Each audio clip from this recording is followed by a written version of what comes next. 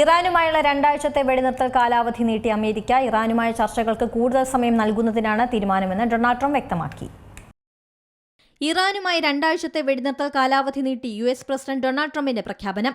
ഇറാന്റെ ഭരണകൂടത്തിൽ ഭിന്നതകൾ നിലനിൽക്കുന്ന സാഹചര്യത്തിലാണ് തീരുമാനമെന്ന് ട്രംപ് വ്യക്തമാക്കി.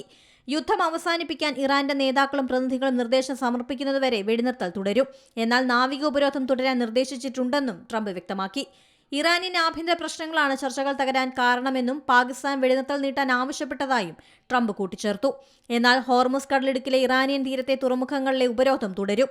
മറ്റെല്ലാ കാര്യങ്ങളിലും US സൈന്യം സജ്ജരായിരിക്കുമെന്നും ട്രംപ് മുന്നറിയിപ്പ് നൽകുന്നു. അതേസമയം സമാധാന ചർച്ചകൾക്കായി ഇസ്ലാമാബാദിലേക്ക് പുറപ്പെടാനിരുന്ന US വൈസ് പ്രസിഡന്റ് യാത്ര റദ്ദാക്കി. ചർച്ചയിൽ പങ്കെടുക്കുന്ന കാര്യത്തിൽ ഇറാൻ ഇതുവരെ അന്തിമ തീരുമാനമെടുത്തിട്ടില്ല. അമേരിക്കയുടെ നടപടികൾ കടൽ കൊള്ളയാണെന്നും ഭരണകൂട ഭീകരതയാണെന്നും ഇറാൻ ആരോപിച്ചു. ഹോർമുസ് കടലിടുക്കിൽ ഇറാന്റെ കപ്പലുകൾ തടഞ്ഞ നടപടി അംഗീകരിക്കാനാവില്ലെന്നും ഇറാൻ വ്യക്തമാക്കി. International desk C Malayalam news. ഏറ്റവും പുതിയ വാർത്തകളും വിശേഷങ്ങളും വിരൽത്തുമ്പിലറിയാൻ സി മലയാളം ന്യൂസ് എല്ലാ ഡിജിറ്റൽ പ്ലാറ്റ്ഫോമുകളിലും ലഭ്യം.